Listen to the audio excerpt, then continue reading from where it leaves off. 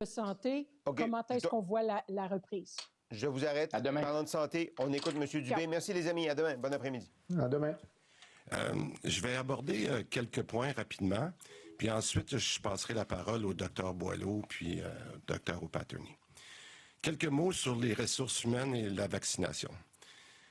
Premièrement, je veux vous parler des hôpitaux. Comme je le disais il y a quelque temps, on traverse une crise où on est pris en fait dans un étau avec d'un côté de plus en plus de personnes qui sont hospitalisées, mais de l'autre côté, des travailleurs absents à cause de la COVID. Donc, depuis plusieurs jours, on a constaté un ralentissement dans l'augmentation des hospitalisations et on espère atteindre un pic, même si la tendance pour nous est favorable en ce moment. Mais ce n'est pas encore le cas qu'on a atteint le pic.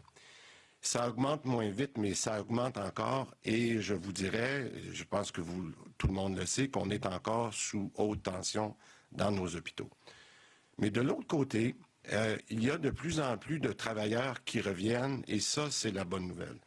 Je veux remercier tout le monde qui est venu en renfort, qui est revenu ou qui viennent en renfort, parce qu'il y en a qui reviennent de la retraite, par exemple. Alors, mais il y a aussi beaucoup de travailleurs, et on l'apprécie énormément, qui font plus d'heures. Et ça, c'est important en ce moment pour nous. Je rappelle qu'on est passé d'un pic d'absents de près de 20 000 travailleurs il y a seulement quelques semaines, je vous en avais parlé, à environ, le dernier chiffre qu'on avait hier, là, sommaire, était d'environ 12 000. C'est sûr que 12 000, c'est beaucoup mieux que 20 000, mais je vous rappelle que le pic de travailleurs absents de la première vague, c'était 12 000. Donc oui, ça l'a baissé, mais on est encore à un manque important de travailleurs.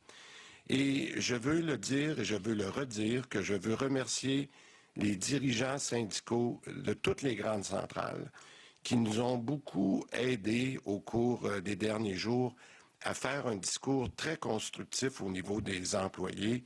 Et je pense que les gens ont de plus en plus la perception qu'on rame tout ensemble et que les efforts en ce moment qui ont été faits, notamment avec nos ressources humaines, sont payants et vont être encore plus payants dans les prochaines semaines. Mais je le rappelle, on a encore besoin de beaucoup de monde et j'invite tout le monde de la santé à suivre le mouvement qui s'est annoncé dans les derniers jours pour rattraper des gens du réseau. Mais je dirais que si l'étau se resserre un peu, l'étau se dessert dans nos hôpitaux, il ne faut pas relâcher nos efforts et je rappellerai, je fais le lien avec la tempête d'hier qu'on a eue dans plusieurs régions du Québec, on est encore dans la tempête dans nos hôpitaux. Oui, il y a plus de monde qui revient, mais je le rappelle, on est encore dans la tempête. Maintenant, vous savez que j'aime toujours trouver des bonnes nouvelles, même pour s'encourager. C'est sûr que les antiviraux, dont le docteur O'Patterney va vous parler dans quelques instants, sont une bonne nouvelle. Mais à court terme, étant donné les enjeux qu'on va discuter avec les antiviraux, leur nombre, c'est sûr que notre meilleure arme en ce moment pour passer à travers cette vague-là, c'est la vaccination. On ne le répétera jamais assez. Donc, allez chercher votre première, si c'est votre première dose, mais allez chercher aussi rapidement votre deuxième et surtout votre troisième dose. Nos pourcentages augmentent à tous les jours. Les équipes sont là pour vacciner. Mais je dirais que c'est à chaque Québécois de faire un effort pour limiter la pression sur nos hôpitaux. Et la meilleure façon de le faire, c'est d'aller se faire vacciner. Alors, je reviendrai en conclusion, mais là-dessus, sur la question des antiviraux, je laisserai la parole à Dr O'Patterney tout à l'heure. Mais pour le moment, j'aimerais que le Dr Boileau nous fasse un point sur la situation COVID comme telle. Dr Boileau. Merci beaucoup, Monsieur le ministre. Alors, ça me fait plaisir d'être avec vous aujourd'hui pour présenter quelques éléments clés qui touchent cette question de l'évolution de l'épidémie. Alors, en toute vraisemblance, on aurait déjà dépassé le pic des cas de l'épidémie puisque on commence à voir un ralentissement de la croissance des hospitalisations, ce qui est un très bon signe, même si l'hospitalisation ou plutôt la situation des hôpitaux demeure très fragile et demeure source de grand intérêt pour le suivi pour toute l'équipe du système de santé, mais également pour nous. On va suivre d'une façon plus attentive l'effet de la rentrée scolaire, de même que l'allègement au niveau du couvre-feu. Alors, ce sont deux mesures qui ont été déjà implantées hier, mais on devra suivre la situation de près pour voir comment ça évolue de ce côté-là. Alors, comme le ministre l'a dit, l'enjeu dans nos hôpitaux demeure très important, puis notre système hospitalier est sous très haute tension, donc il faut être très vigilant de ce côté-là. Et somme toute, on va vous demander encore une fois de vraiment réduire vos contacts, de maintenir la distanciation, d'être très prudent, d'observer les règles qui sont proposées et qui sont mises de l'avant, mais aussi d'aller vous faire vacciner pour une première dose pour certains, mais pour les autres, aller chercher la dose de rappel. Et toutes les disponibilités de services sont de ce côté-là et il ne faut pas hésiter à y aller. C'est très utile pour prévenir justement les risques d'hospitalisation. On le sait, le variant Omicron, il est très contagieux, en fait, extrêmement contagieux, très transmissible aussi, bien sûr. Ça, c'est quelque chose de très connu à travers le monde et bien sûr ici aussi. On sait aussi qu'il est très différent des autres souches. Il ne s'exprime pas de la même manière cliniquement, mais il n'est pas inoffensif. Il peut nous amener à des situations très difficiles qui malheureusement nous amènent à l'hôpital, aux soins intensifs et qui peuvent entraîner le décès. Donc, il faut rester vigilant de ce côté-là. Mais avec les connaissances qui progressent, et on est très à date de ce côté-là, puis avec l'avancée des effets de la vaccination sur les doses de rappel, justement, on va être capable de mesurer si toutes les mesures en place doivent être maintenues et à quel rythme. Alors, il faut toutefois garder grande prudence parce que cette maladie-là ne disparaîtra pas rapidement. Ça va rester pendant un bon moment. Alors, il faut donc mettre en place tous les moyens pour lutter contre celle-ci en prenant soin de lever les différentes contraintes qui ont été proposées, mais de façon étapiste pour ne pas perdre l'importante contrôle de cette pandémie. C'est pas facile, vous le savez très bien. Alors, j'aimerais quand même parler de la vaccination, bien sûr, en soulignant l'intérêt qu'on a à encourager les doses de rappel, mais il y a aussi des gens qui sont plus fragilisés, qui sont immunosupprimés. Donc, certaines personnes suivent des traitements pour des cancers ou d'autres maladies. Ils savent se reconnaître et les encourager à aller chercher leur troisième dose à eux, c'est-à-dire une quatrième dose, puisqu'on considère que les les 3 premières doses qu'ils ont eues, c'est comme pour stabiliser leur immunité, mais la quatrième dose est disponible et on les encourage à aller la chercher, d'attendre une période de 3 mois après la dernière dose qu'ils ont eue. C'est ce qui est recommandé, mais c'est important d'aller la chercher parce que ce sont des gens qui sont à risque aussi. Alors, il ne faut pas gêner d'utiliser cette technologie-là qui a vraiment des effets bénéfiques importants. Alors, sans plus tarder, moi, je ne parlerai pas des antiviraux, mais vous dire aussi que pour les gens qui veulent aller chercher cette dose de rappel, d'aller sur l'option sur Clic Santé, aller chercher doses additionnelles. Et puis je me répète, les consignes sont toujours les mêmes. Limiter les contacts, se faire vacciner. Et je vais laisser la parole à ma collègue pour parler des antiviraux. Merci. Merci, Dr. Boileau. Alors, un petit peu plus tôt aujourd'hui, le ministère a tenu un briefage technique sur le médicament antiviral Paxlovid, qui est un médicament oral. L'approbation de ce médicament et son utilisation prochaine est une très bonne nouvelle qui me permettra éventuellement d'éviter les hospitalisations. Mais il faut se rappeler que ce serait de façon très limitée pour l'instant en raison des quantités très limitées que nous recevrons. Et c'est pour ça que, comme dit le ministre, la vaccination demeure l'arme la plus importante qu'on a. Plus précisément, ce sont 6300 traitements qui seront reçus au Québec en janvier. Donc, seulement un peu plus que 6000 personnes qui pourront l'obtenir. Puis juste en comparaison, il y a eu à peu près 600 000 Québécois qui ont eu le COVID le mois passé. Il est prévu qu'en février, ce seront 6200 traitements. Et dès le mois de mars, on va monter à 19 000 traitements. Alors, considérant les quantités réduites pour l'instant, nous suivons les recommandations de l'expert de l'INES pour identifier les patients qui vont être à traiter en priorité. À court terme, on visera les clientèles connues du milieu médical, notamment les personnes avec un système immunitaire supprimé, les immunosupprimés, eux qui ne peuvent pas monter une réaction adéquate à la vaccination.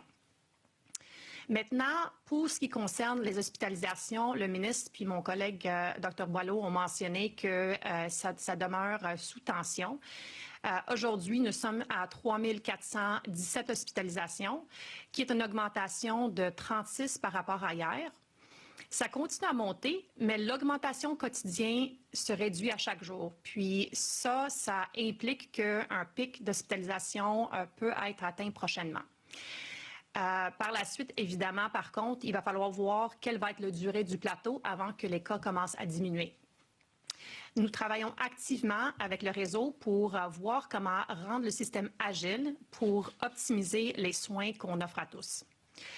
Par ailleurs, pour ce qui est du protocole de priorisation, il y aura un autre brefage technique cet après-midi sur le sujet avec la présidente du comité, Dr Marie-Ève Boutillier, en plus de quelques autres membres du comité.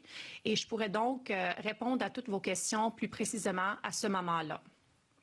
Mais peut-être ce qui est très important à dire, c'est que pour l'instant, c'est un plan de contingence.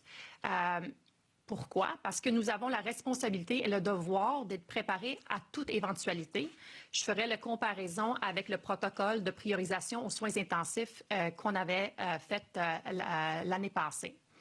Alors, je veux que ça soit bien clair. On ne diminue pas les niveaux de soins en ce moment. Et on espère bien d'avoir atteint la pic. Il faut maintenant demeurer agile, voir comment, avec le réseau, innover, faire autrement et vraiment utiliser notre réseau de façon optimale. Merci. Alors, merci beaucoup, Dr O'Patterney. Et en fait, en conclusion, j'aimerais dire que, comme l'a mentionné le Dr Boileau, Omicron, c'est un coronavirus qui est différent de ce qu'on a eu jusqu'à maintenant. Je pense que vous allez voir, puis je pense que tous les gens reconnaissent qu'on s'est ajusté souvent. Mais encore plus avec Omicron, on va continuer de s'ajuster. Notre priorité, pour moi, elle est claire en ce moment, c'est de limiter les hospitalisations. Lorsque le réseau est sous si grande tension, on a un objectif, c'est de limiter la pression sur les hospitalisations. Et j'aimerais le rappeler, parce que peut-être qu'on ne le dit pas assez souvent, qu'on comprend que les gens soient tannés. Je le dis des fois, mais je vais vous dire, on n'est pas étranger, on est très sensible aux commentaires qu'on entend sur le terrain. Hier, je parlais avec des députés parce que avant d'être ministre, je suis député, puis j'ai des collègues qui ont les oreilles sur le terrain et qui nous disent comment les gens sont tannés, puis qui se posent des questions. J'ai aussi des commerçants, je connais des restaurateurs, on en connaît tous. On le sait que les gens sont tannés, puis on a hâte d'avoir tourné la page, puis que cette 5e vague-là, on dit tous, mais c'était une vague de trop. On est tous d'accord. On est tous d'accord qu'on a hâte que ça finisse. Mais je veux vous assurer, comme je l'ai dit, qu'on va continuer à s'ajuster parce que notre priorité, c'est notre réseau. Puis notre réseau, on doit le protéger pour être capable de faire ce qu'il faut faire, comme on l'a toujours fait. Et, je vais le dire, on va continuer d'être transparent, même si des fois, les nouvelles ne sont pas bonnes, puis qu'il faut dire, ben écoutez, on pensait qu'on serait rendu là, mais on n'est pas encore tout à fait là. Je pense que les gens apprécient qu'on soit transparent dans l'information. Alors, je voulais rassurer les Québécois, comme le fait souvent notre premier ministre, on va être transparent. Il ne faut pas lâcher, surtout lorsqu'on sait qu'on est peut-être en train de passer à travers la pire tempête en ce moment qu'on ne pouvait pas imaginer. Et je vais dire quelques mots en anglais, si vous permettez. Alors, depuis quelques jours, nous avons vu un ralentissement dans l'augmentation du nombre de gens hospitalisés et nous attendons un pic. Ce n'est pas encore le cas. La décroissance est plus lente, mais il y a encore beaucoup de pression que notre système subit. En même temps, il y a en marge beaucoup plus de travailleuses et de travailleurs qui reviennent. On en a encore besoin. Les antiviraux, c'est la nouvelle, mais à court terme, notre meilleure arme demeure le vaccin. Par conséquent, il est important d'obtenir votre première dose, si c'est le cas, mais aussi la deuxième et la troisième. Omicron, comme on l'a dit à de maintes reprises, ce n'est pas le même coronavirus que ceux qu'on a connus jusqu'ici. Le docteur Boileau l'a redit et redit. Alors nous nous ajustons dans nos mesures. Mais notre priorité demeure quand même la limitation du taux d'hospitalisation. Nous savons que ce n'est pas facile et j'entends beaucoup de commentaires sur le terrain de mes collègues, des gens que je connais, des propriétaires de restaurants, des exploitants de gymnases. Nous savons que c'est difficile pour tout un chacun. Mais soyez assurés que dès que nous pouvons alléger les mesures sanitaires, nous allons le faire, graduellement, comme par le passé. Je vous remercie. Merci, Monsieur le ministre. Alors, nous allons maintenant passer à la période de questions. L'ordre sera le suivant. Questions en français présentiel et virtuel, et ensuite questions en anglais présentiel et virtuel. Pour les journalistes en présentiel, je vous invite à utiliser les 2 micros à l'avant, à mentionner votre nom et le média que vous représentez, ainsi qu'à préciser à qui s'adresse votre question. Pour les journalistes en virtuel, je vous invite à lever la main sur l'application si vous avez une question. Je vous nommerai et votre micro sera automatiquement activé. Nous allons nous en tenir à une question et une sous-question par journaliste, s'il vous plaît. Nous pouvons commencer.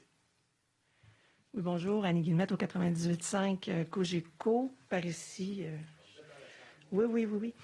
C'est probablement Dr. Paterny qui va pouvoir me répondre sur le Paxlovid. On a eu ce matin le briefing technique sur toute la logistique. C'est énormément d'investissement de temps, de personnel. Au final, on n'a pas beaucoup de quantité de traitement actuellement. Et en plus, on nous expliquait que pour éviter une hospitalisation ou pour espérer en éviter une, il faut traiter 19 patients. Est-ce que ce n'est pas beaucoup d'investissement pour un résultat peut-être un peu mitigé? Pour le chiffre que vous venez de mentionner, de traiter 9 patients pour éviter une hospitalisation, en termes de ratio, à vrai dire, c'est un médicament très efficace dans les études. C'est considéré très efficace. Ce qui est plus problématique dans ce que vous avez entendu dans le briefage technique, c'est le fait qu'on a tellement plus de personnes qui ont le COVID versus qui il faut cibler le point d'iceberg pour ceux qui vont le plus bénéficier du médicament. Et c'est pour ça que nous commençons avec ceux qui sont très à risque d'être hospitalisés, même dans les soins intensifs, les patients immunosupprimés, qui sont bien connus dans le réseau, aux cliniques, qui ont des accès à leurs cliniciens pour voir comment très bien et rapidement cibler le médicament qu'il faut également commencer à l'intérieur de 5 jours. Merci. En suivi, Monsieur le ministre, vous m'ouvrez la porte restaurant, gym. Il y a le fameux mouvement national là, sans code QR qui a lancé un mouvement qui semble prendre beaucoup de popularité, en tout cas sur le web. L'ouverture des restaurants à pleine capacité le 30 janvier. Lorsqu'on parle d'adhésion sociale des mesures, est-ce qu'il y a un effritement un peu plus au-delà de ce qu'on voyait dans les dernières semaines? Bien, écoutez, premièrement, c'est pour ça que j'en parle, parce qu'il faut faire attention de ne pas donner de raison à ces gens-là de s'encourager à ne pas respecter les règles. Parce que c'est pas pour rien aujourd'hui qu'on est en train de parler de protocole de priorisation. Là. Je vous le dis, là, la situation dans les hôpitaux, si les gens n'ont pas compris en ce moment qu'on est rendu au bout du rouleau, là, on est rendu vraiment au maximum de l'élastique qu'on a pu tirer. Et je pense que de réaliser aujourd'hui qu'on va enlever des mesures jusqu'à temps qu'on n'ait pas repris le contrôle sur la situation, notamment dans nos hôpitaux, je pense que c'est faire preuve d'un manque de conscience. Mais en même temps, ce que je dis à ces gens-là, c'est vous avez raison d'être tanné. On a tous raison. C'est pour ça que j'en ai parlé dans ma conclusion. On ne nie pas qu'on est rendu à une 5e vague où tout le monde est tanné. Mais en même temps, ça serait malheureux de lâcher au moment où, par exemple, dans quelques jours, on pourrait voir une stabilisation des cas, puis même éventuellement une baisse. Et à ce moment-là, faites juste penser, là, avant d'ouvrir le restaurant, là, de penser à tout le personnel. Là, il manque encore 12 000 personnes dans le réseau qui tiennent ça à bout de bras. Puis vous pourriez être la première personne, la prochaine personne qui a besoin d'aller à l'hôpital, soit pour le COVID ou soit pour un bras cassé. Fait que je comprends qu'il y a des gens qui sont tannés, mais pensez au réseau, puis pensez à tout le personnel qui tient ça à bout de bras depuis 22 mois. Je pense que les gens vont peut-être prendre un petit peu de recul puis dire oui, on aimerait ça rouvrir, mais attendons un petit peu. Et c'est ça qu'on dit. Merci. Salut, Anne-Marie Provost, journaliste au Devoir. Donc, Salut. Salut. Salut. Salut. Après les personnes immunosupprimées, Ottawa va prioriser les personnes de 80 ans et plus dont la vaccination n'est pas à jour ou les personnes de 60 ans et plus qui vivent dans les communautés éloignées. Est-ce que ça va être la même chose au Québec? Lucie ou Dr Boileau, je vous laisse répondre à ça. Lucie? Alors, l'INES a sorti, effectivement, dès qu'on peut élargir, j'ai mentionné qu'au mois de mars, on va avoir plus que 10 000 doses, puis espérons que ça va aller en augmentant. Quand on regarde l'étude, ceux qui ont bénéficié le plus, c'est, comme on a dit, les personnes qui étaient non vaccinées. À vrai dire, on n'a pas dit ça, mais non vaccinées. Alors, des gens qui sont plus à risque d'avoir des infections graves. Alors, quand l'INES regarde ça, mais ils sont en train de regarder les gens qui sont les plus à risque ou le plus à bénéficier du médicament et les protocoles sont assez alignés avec le reste du Canada. Je ne peux pas vous dire dans quel ordre ces différents groupes vont être traités, mais effectivement, ceux qui sont soit plus âgés, des maladies chroniques comme par exemple le diabète, l'obésité aussi, sont inclus et les populations vulnérables également. Oui, allez-y. Je pense que Dr Boileau veut compléter. Juste là-dessus, pour reprendre ou continuer ce que Dr O'Patterney vient de dire, il y a un consensus américain, canadien, québécois, bien sûr, de tous les experts. Il y a peu de doses. Elles doivent être concentrées pour les gens qui sont très à risque, les immunosupprimés, qui ont souvent un profil vaccinal complet, mais qui est plus fragilisé par leur situation d'immunosuppression. Donc, le focus, il est là. Et ça peut être très rentable pour eux et pour tout le monde. Très bien, merci. Sinon, j'ai une question concernant la 3e dose, maintenant ouverte aux 18 ans et plus. Je pense que ce matin, on était rendu à quoi? 34 % de la population là, qui avait ces 3 doses. Est-ce qu'on sait à quel pourcentage la 3e dose va être incluse dans le passeport vaccinal? Bien, je pense qu'il est encore un petit peu trop tôt parce qu'il faut donner la chance. Je l'avais traité, ce sujet-là, il y a quelques semaines. Je suis content que vous reveniez, mais moi, je dirais, là, il faut donner la chance à tout le monde de venir le chercher. Je pense que c'est ça qu'on a dit. Avec le travail que Daniel Paré fait, puis son équipe, là, vous voyez qu'on monte d'à peu près un petit peu plus qu'1% par jour.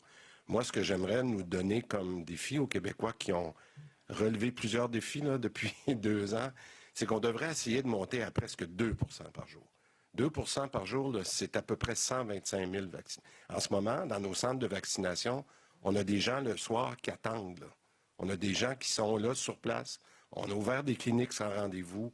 On a, je vous dirais, le week-end dernier, on a roulé à 78 000, 80 000. Il n'y a aucune raison que les fins de semaine, les gens n'en profitent pas pour aller justement, soit tôt le matin ou l'après-midi, aller chercher leur dose. Fait que quand on dit que la priorité en ce moment, c'est sur la vaccination, pendant qu'on attend plus de médicaments qui seront là un jour. Alors, si on allait chercher, moi, vous allez me voir heureux, là, une journée qu'on va avoir 125 000. 125 000 vaccinations, puis je suis certain qu'on est capable de faire ça dans les prochains jours. 125 000, c'est 2 % par mois. On est rendu à 33-34 %. Visons le 50 % le plus rapidement possible. Puis ça, les Québécois l'ont déjà livré, ça. Je pense qu'on peut le faire encore dans les prochaines semaines. Oui, bonjour, Frédéric Lacroix de la presse canadienne. Bonjour. Justement, concernant les hospitalisations, est-ce qu'on a une idée un peu du portrait qu'on a du délestage en ce moment? Est-ce qu'il y a des hôpitaux, des régions qui sont déjà passées au niveau 5 en termes de délestage? Docteur O'Patterney. Juste pour clarifier, le niveau de délestage, il n'y en a pas plus que 4 paliers différents. Puis la majorité des établissements sont rendus à niveau 4 de délestage, qui veut dire que le niveau d'activité chirurgicale se situe entre 20 et 50 de taux normal. Quand on parle de palier 5, c'est la distribution des lits COVID pour aller chercher une capacité pour traiter tous les patients COVID au Québec. Juste pour revenir au niveau de délestage, il y a la majorité des établissements qui sont rendus au maximum pour chirurgie. Il y a d'autres secteurs, par contre, qui sont préservés. Prenons, par exemple, oncologie, chimiothérapie, radiothérapie, où le réseau est encore à 80 à 100 d'un taux d'activité de base. Par contre, il y a d'autres activités, par exemple, les cliniques spécialisées dans les hôpitaux qui sont également fortement réduites. OK, merci. Et je voulais revenir un peu sur le nombre de décès. On voit qu'il y a une tendance à la hausse en ce moment, que le nombre quotidien de décès est en augmentation aussi depuis quelques temps. Comment vous l'expliquez, cette hausse-là, alors qu'il y a quand même des mesures sanitaires assez strictes et que le taux de vaccination est quand même assez élevé au Québec? Effectivement, on fait beaucoup de recherches en ce moment là-dessus, mais je vais laisser au docteur Boileau vous dire en ce moment ce qu'on fait pour avoir des meilleures réponses dans les prochains jours. D'abord, on n'a jamais eu autant de cas ici comme ailleurs dans le monde. Là, on n'est pas exclusif au Québec. On n'a jamais eu autant d'hospitalisations et c'est la même chose partout sur la planète. Il en demeure pas moins qu'il y a effectivement une hausse des hospitalisations et il y a des questions qui nous sont posées par les cliniciens parce qu'ils ne se reconnaissent pas dans ça. C'est-à-dire, ils ont l'impression que probablement qu'il y a plus de cas rapportés dans les décès avec la COVID que dû à la COVID. Alors, on est en train de regarder ça. Vous savez, actuellement, on sait qu'au Québec, on capte beaucoup plus les décès sur la COVID que partout ailleurs, à peu près, en tout cas partout ailleurs au Canada. Il y a la Société royale du Canada qui a bien énoncé le fait que le Québec est celui qui vient chercher le plus tous les cas de COVID ou qui auraient été associés à la COVID le moindrement pour les décès. Donc, les comparaisons entre les provinces ne tiennent pas vraiment. Mais chose certaine, c'est qu'on pousse l'investigation pour aller voir s'il y a, oui ou non, réellement tous ces cas-là de COVID ou avec la COVID. Okay, merci. Maintenant, aux questions en français en mode virtuel. On va commencer par Claudie Côté, TVA. Bonjour à vous trois. Ma première question est pour vous, M. Dubé, mais peut-être que M. Boileau, vous allez pouvoir répondre également. On regarde souvent ce qui se passe en Europe pour se comparer particulièrement en Angleterre. Puis en Angleterre, on a annoncé que les mesures allaient graduellement tomber d'ici mars pour apprendre à vivre avec le virus. Même les règles d'isolement en cas de résultats positifs pour la population en général. Est-ce que c'est une sortie de crise pour le Québec aussi ou est-ce qu'on continue de vivre de vague en vague en s'isolant constamment selon les périodes de l'année? Je laisserai notre nouveau directeur de la santé publique répondre à ça, puis je pourrais compléter au besoin, mais je pense que la question est vraiment dans la cour de M. Boileau. D'abord, on suit très attentivement ce qui se passe dans d'autres juridictions, et en particulier du côté de l'Angleterre et encore plus du côté de Londres. Donc, il y a des caractéristiques qui sont intéressantes à suivre de ce côté-là. Nous suivons la situation très activement au Québec aussi. Et là, il faut une fois de plus réaliser que c'est une situation exceptionnelle au niveau de la tension sur le système de santé. Donc, on étudie chacune des mesures pour voir leur portée dans la progression et on va agir en conséquence aussitôt que ce sera possible. Mais spécifiquement sur les règles d'isolement en cas de cas positifs, parce que ça crée des problèmes. Ça crée des problèmes dans le réseau de la santé aussi. Il y a un taux d'absentéisme très élevé. Est-ce qu'on n'est pas rendu dans une situation où on pourrait revoir le protocole d'isolement pour éviter de toujours se priver de personnes qui sont capables de travailler, par exemple? Oui, allez-y, Dr. Boileau, puis je complète. Allez-y. Nous le faisons. Et nous allons continuer à le faire, puisque effectivement, les données sur le micron sont différentes et il y a lieu de s'ajuster, mais nous le faisons en ce moment. J'allais juste donner l'exemple, Mme Côté, excusez-moi là, si je vous ai coupé. Lorsqu'on a discuté, entre autres, les questions d'isolement avec les représentants syndicaux, que je le redis, là, on a eu de très bonnes discussions. On est passé des règles d'isolement avec qu'on a omicronisé, je ne sais pas si c'est un mot, ça, de rendre plus nos règles selon les nouvelles règles de Omicron ou selon les données. Et on est passé de 10 jours à 7 jours. Puis on a dit aux syndicats qu'il était possible là, que dans les prochains jours, pour aller chercher plus de personnel, en autant que les conditions le permettent, de passer d'un isolement de 7 à 5 jours. On a été très clair. Alors notre objectif, puis c'est pas pour ça uniquement pour ça qu'on a réussi à aller chercher du personnel, mais ça fait partie de notre coffre à outils de s'ajuster de façon sécuritaire, mais avec des nouvelles règles d'isolement qui vont permettre, j'espère, encore une fois, dans les prochains jours, et pas dans les prochaines semaines, là, je parle dans les prochains jours, d'avoir plus de travailleurs qui reviennent nous aider. C'est exactement ça votre question. Mais encore une fois, je le redis à nos représentants syndicaux qui ont été excessivement compréhensifs. Il n'y a pas personne qui aime ce qu'on vit en ce moment dans le réseau, mais c'est chacun qui fait son effort et les règles d'isolement, on les a ajustées. Puis je remercie les gens de comprendre que c'est comme ça qu'on va s'en sortir à travailler ensemble. Patrick Belrose, Journal de Montréal.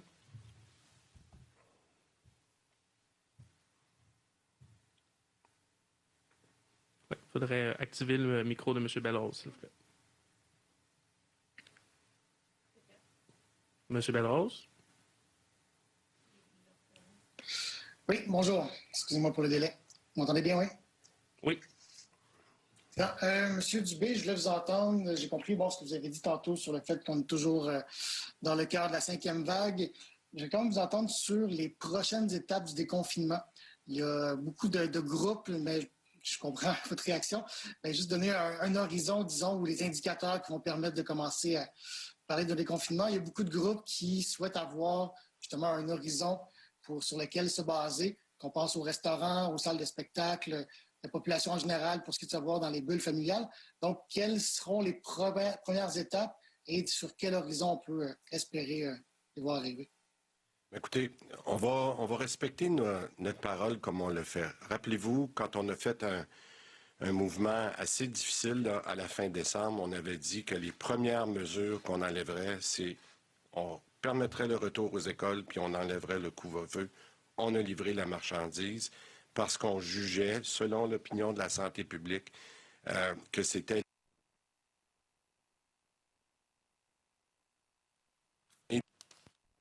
jouer dans ce film-là, on le fera pas. Mais il y a une chose qu'on va faire, par exemple, c'est qu'on va vous tenir informé de comment la situation. On ne peut pas être plus transparent de vous dire ce qui se passe. On est obligé en ce moment de se préparer à avoir un code de priorisation, qu'on est obligé de faire les mesures de retour au travail que je viens d'expliquer, de passer de 7 jours à 5 jours. Quand les gens comprennent ça, les gens comprennent que la minute qu'on va être capable d'annoncer des bonnes nouvelles, on s'est engagé à le faire. Mais en ce moment, étant donné qu'on est, comme je dis, là, on est au bouchon, là, hein, vous savez là, comment c'est serré, je pense que d'aller prendre des engagements de date en ce moment, ça ne serait pas responsable. Alors, ce qu'on fait, c'est l'engagement qu'on vous dit. Quand on va voir qu'on peut prendre certains engagements, on va le faire, mais on va le faire de façon graduelle parce qu'il n'y a pas personne qui veut revenir en arrière. Mais je pense qu'on a nos mesures fonctionnent et on va continuer parce qu'il faut tenir compte de la gravité dans le réseau de la santé. Puis là, je pense que tout le monde le réalise. Vous avez certainement vu les critiques la semaine dernière ou dans les dernières semaines sur un certain manque de constance dans les mesures qui sont données aux Québécois, dans les consignes qui sont données aux Québécois.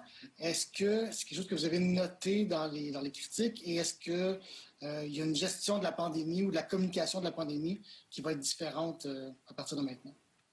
Bien, écoutez, la seule chose que je dirais, puis les gens le voient bien, c'est qu'on est obligé de s'ajuster à tous les jours. À tous les jours. Moi, en tout cas, je vais vous le dire, là, pour des gens qui sont proches de moi, là, le nombre d'appels qu'on a tous les jours pour parler de la COVID avec nos collègues, je vois vos grands yeux, Dr Boileau, on le voit, je ne suis pas certain que les gens apprécient à quel point il faut s'ajuster à tous les jours, Alors, est-ce que des fois, avec du recul, qu'on dit, mais peut-être que cette mesure-là, on aurait dû la mettre 2 jours avant ou 2 jours plus tard? Ça, je pense qu'on laissera à la fin les gens juger de ça. Mais moi, je voudrais rassurer les Québécois aujourd'hui. C'est qu'on est rendu là dans... Je ne veux plus faire la comparaison avec les marathons, parce que je ne sais pas il y a combien de... J'ai l'impression qu'on a fait au moins 2 marathons, on n'a pas juste fait un. Mais la 5e vague, on est tous d'accord, elle était trop. Mais elle est là. Puis on va vivre avec, puis on va trouver des solutions. Alors, je le répète, M. Belrose, je le sais qu'il y a des gens qui ne sont pas contents des mesures. Mais je sais une chose, le système de santé, on a le système de santé qu'on a, qui a vécu 5 vagues. Les gens dans le système sont épuisés, les médecins, les infirmières, le personnel de support, tout le monde est épuisé. Alors, s'il vous plaît, avant de se plaindre, pensons à eux. Eux, là, ils n'en ont pas eu de congé à Noël. Ils n'en ont pas eu de party de Noël. Ces gens-là, ils sont là pour nous aider, puis ils ne font pas de différence avec les vaccinés et les non-vaccinés. Ils traitent les patients. Pensons à eux, puis pensons à eux que la meilleure façon de les aider, c'est d'aller se faire vacciner, puis de continuer à suivre les règles pour qu'on puisse les enlever le plus rapidement possible. Merci. Ariane Lacourcière, La Presse. Oui, en fait, je me demandais juste, le Paxlovid, ce que je comprends, c'est qu'il est offert aux personnes immunosupprimées plus à risque là, d'être hospitalisées, mais est-ce qu'on comprend qu'une personne immunosupprimée vaccinée est peu à risque d'être hospitalisée et donc d'emblée, ce médicament-là favorise les non-vaccinés, donc vont être offerts plus aux personnes non vaccinées? Si on regarde les personnes qui sont hospitalisées aux soins intensifs, ceux qui sont les plus malades, ça tombe dans 2 catégories à peu près. Un, c'est les personnes qui sont non vaccinées et en général plus jeunes. Mais l'autre groupe, c'est souvent les personnes qui sont doublement vaccinés.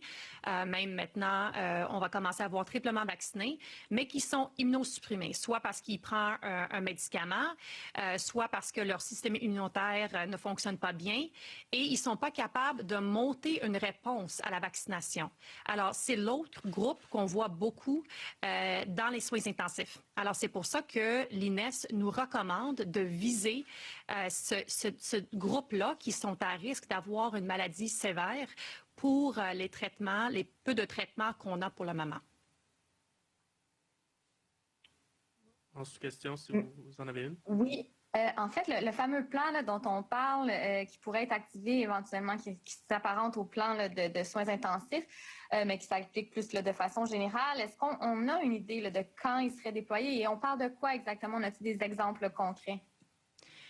Comme j'avais mentionné, vous référez au plan de priorisation pour les hospitalisations et c'est quelque chose qui va faire sujet d'un briefing technique cet après-midi qui a été travaillé avec 30 personnes, des cliniciens comme des patients partenaires pour voir si, dans une éventualité, on ne pourrait pas traiter tous à un niveau A+. Est-ce qu'on peut traiter tous à un niveau un petit peu moins grand? Mais espérons que tout comme le protocole de priorisation aux soins intensifs, que c'est jamais déployé. Ceci dit, il y a quand même des éléments qu'il faut regarder comment faire plus avec ce qu'on a. Comment est-ce que, par exemple, le risque zéro n'existe pas? Comment est-ce qu'on peut augmenter la capacité hospitalière en ramenant les employés plus tôt? Comment est-ce qu'on peut, quand quelqu'un vient à l'urgence, de voir est-ce que c'est nécessaire d'hospitaliser cette personne-là ou est-ce qu'on peut faire autrement pour traiter, par exemple, avec les soins à domicile. Par exemple, l'hôpital général juif a commencé un protocole de soigner des patients avec le COVID léger, avec l'oxygène à la maison. Aussi, comment est-ce qu'on peut, en ce moment, évaluer et planifier et donner des congés de façon plus serrée, tout encore une fois, pour voir comment donner des soins optimales. Alors ça, je donne des exemples de quelque chose qui se passe maintenant pour voir comment on ne va pas se rendre à l'utiliser le protocole qui va être vraiment expliqué plus en détail lors du briefing technique plus tard aujourd'hui. Est-ce que je pourrais juste ajouter un point là-dessus? Quand on entend ce que Dr. O'Patterney vient de dire, puis j'inviterais tout le monde à écouter le point de presse ou le briefing technique. Puis reposez-vous la question si on devrait faire en ce moment un allègement des mesures sanitaires. Quand on est rendu à prévoir comment on peut traiter différemment les patients parce que le système de santé est au bouchon, écoutez le point de 15 heures, les réponses qui vont vous être données. Puis je pense que les gens vont comprendre qu'en ce moment, la meilleure chose qu'on peut faire, c'est d'aller se faire vacciner pour la 3e dose le plus rapidement possible et de respecter les mesures sanitaires. Merci beaucoup. Simon Bourassa, Nouveau. Oui, bonjour. D'abord, question pour la docteure O'Patterney. Concrètement, à partir de quand un patient immunosupprimé qui teste positif à la COVID va pouvoir se faire prescrire le traitement oral? Est-ce que c'est plus demain, la semaine prochaine, dans 10 jours? Écoutez, il va falloir qu'on revienne avec ça. Moi, j'ai compris qu'on aurait les doses au courant de cette semaine déjà. Et ça sera distribué à temps dans les, on disait, entre 50 et 60 pharmacies désignées au Québec. Donc, ça se réglerait cette semaine, techniquement? Exactement. On veut une distribution partout au Québec pour être sûr qu'on est en mesure de commencer le traitement à l'intérieur des 5 jours suivant les symptômes. Alors, c'est pour ça que vraiment, ça va être distribué dans tout le Québec, dans tout le territoire. Je ne sais pas si dans le briefing technique, ça a été aussi clarifié que oui, il y a des indications, mais il y a également des contre-indications médicamenteuses qu'il va falloir également regarder. C'est pour ça que vraiment les liens avec le médecin, le médecin de cette clientèle-là doivent être consultés pour être sûr que le médicament est donné à temps et il y a des indications puis aucune contre-indication. Parfait, merci. Et autre question pour le docteur Boileau. Est-ce qu'on se fie encore, docteur Boileau, au réchauffement des températures éventuelles pour voir le nombre de contaminations diminuer? On sait que l'été, c'est moins pire. Est-ce que c'est encore une donnée qui est considérée ça, par la santé publique de votre côté? C'est considéré parce qu'effectivement, il y a des profils d'évolution saisonniers, mais ce n'est pas le déterminant numéro 1 actuellement. Ce qui est vraiment le numéro 1, c'est de suivre attentivement ce qui se passe dans le système de santé. C'est ça qui nous gouverne pour savoir si on peut ou non alléger les mesures. Merci. Olivier Bossé, Le Soleil. Bonjour, ma question serait pour le docteur. Ma première question pour le docteur Boileau. Monsieur Boileau, j'aimerais ça que vous nous fassiez le portrait des soins intensifs, hospitalisation régulière par rapport au Delta ou Omicron. Est-ce que, évidemment, il y a moins de Delta dans les cas en général, mais vu qu'il est plus virulent, est-ce qu'il se retrouve plus aux soins intensifs dans ce cas-là? En fait, la différence entre le Delta et l'Omicron, et c'est très important parce que, comme ça a été dit plusieurs fois, c'est 2 manifestations cliniques différentes. C'est 2 virus qui sont apparentés à un COVID, bien sûr, mais qui se présentent différemment. Le Delta, il y avait beaucoup plus d'hospitalisation et de soins intensifs requis par nombre de cas. L'Omicron, c'est moins. Et l'Omicron étant tellement contagieux, ça génère beaucoup plus d'hospitalisation et beaucoup plus de soins intensifs. C'est pas parce qu'il est plus dur, mais il n'est pas inoffensif et pour des gens, il peut être dramatique. On a encore des personnes qui meurent aux soins intensifs, qui sont jeunes, d'autres âgés. C'est important, il faut suivre les consignes, se faire vacciner et réduire les contacts. Est-ce que sur les 289 personnes aux soins intensifs, si vous avez une idée de la proportion de Delta Omicron maintenant? Actuellement, on estime qu'autour de 30% des personnes hospitalisées ne sont pas vaccinées et autour de la moitié, autour de 45%, 50% de ceux qui sont aux soins intensifs ne sont pas vaccinés. De sorte que le risque pour une personne qui n'est pas vaccinée, lorsqu'elle contracte l'infection, d'aller vers l'hospitalisation est à peu près 7-10 fois plus élevé. Et pour aller aux soins intensifs, c'est 15 fois plus élevé. Et pour en mourir, c'est encore plus que ça. Alors, c'est sérieux et il faut prendre ça avec beaucoup d'attention. Monsieur Dubé, est-ce que la pandémie aura eu peut-être quand même le mérite de remettre en question pour de vrai l'organisation des soins de santé au Québec? La réponse est oui. Moi, je pense qu'on a une opportunité avec ce qu'on a vécu dans les 2 dernières années de regarder les choses différemment. J'ai souvent pensé, avec mes collègues qui nous appuient dans ça, le réseau, les Québécois ont vu avec la vaccination qu'on pouvait faire les choses très différemment en termes de service à la clientèle, d'expérience client, de réaction, de prise de rendez-vous. Tout ce qu'on a appris, de mettre nos systèmes de gestion, nos tableaux de bord, nos systèmes d'information pour avoir l'information directement, la transparence de l'information, tout ce qu'on a vécu avec la pandémie. Oui, d'un côté, on peut regarder le négatif, on le vit en ce moment. C'est que ça a attaqué notre réseau puis notre personnel. Ça, on en est tous conscients. Mais est-ce qu'on peut regarder l'avenir en se disant, est-ce qu'on peut mettre en place un réseau de la santé qui va être capable de passer à travers les prochaines pandémies? Je pense qu'on va avoir beaucoup appris, puis moi, je le vois positivement. Une fois qu'on se sera sorti de ça, là, encore une fois, je le redis tous ensemble, je pense qu'il y a une opportunité incroyable. D'ailleurs, c'est souvent ça dans les crises. Les crises permettent aux organisations de se repenser, de se renouveler.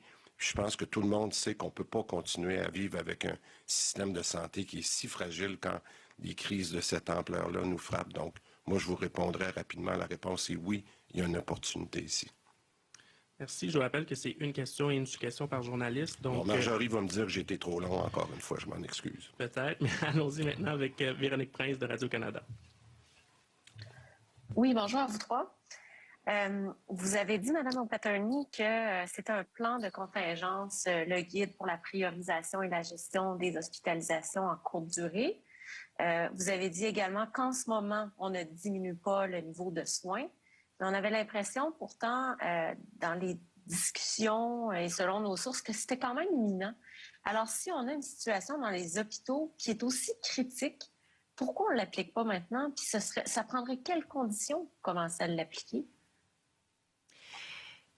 Le guide, dans son entièreté, va être diffusé pour lecture. Puis, quand on le lit, il y a des éléments qui sont très bien puis très pertinents de même faire et appliquer maintenant. Comme j'avais indiqué, de regarder la pertinence de oui ou non d'hospitaliser quelqu'un, de voir comment optimiser les soins à domicile, de voir comment diminuer les durées moyennes de séjour parce qu'au Québec, c'est plus long que, par exemple, en Ontario.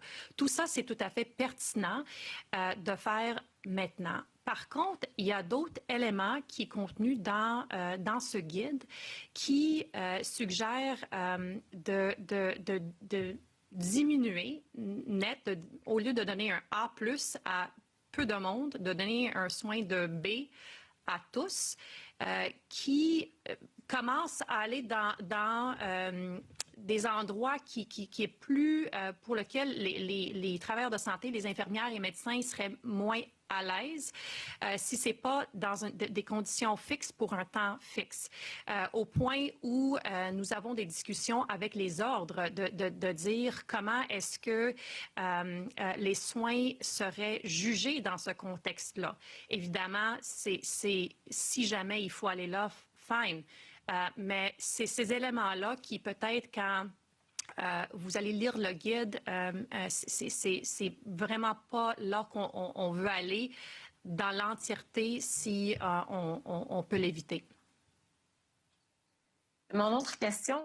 Vous venez d'entendre la sous-ministre Lucie O'Patterney parler du plan d'urgence, le plan de contingence sur lequel le gouvernement est en train de travailler pour les hospitalisations. Comment mieux faire, comment modifier la façon de faire différemment en temps de pandémie. Ce plan est en train d'être élaboré. Deux autres choses abordées dans ce point de presse. C'est pas demain la veille que les mesures sanitaires seront levées. Il y a encore des efforts à faire, même si l'élastique est tiré au maximum, même si les gens sont tannés, il faut encore protéger le réseau de la santé, selon le ministre Christian Dubé. Et sur le Paxlovid, le médicament de Pfizer pour traiter la COVID, il n'y en aura pas beaucoup au Québec au cours des prochains mois. 6 300 traitements ce mois-ci, 6 200 au mois de février et 19 000 au mois de mars. Juste pour vous donner une idée, le mois dernier, 600 000 Québécois ont attrapé la COVID. On va donc prioriser les gens qui sont à risque de faire des complications, notamment les gens immunosupprimés.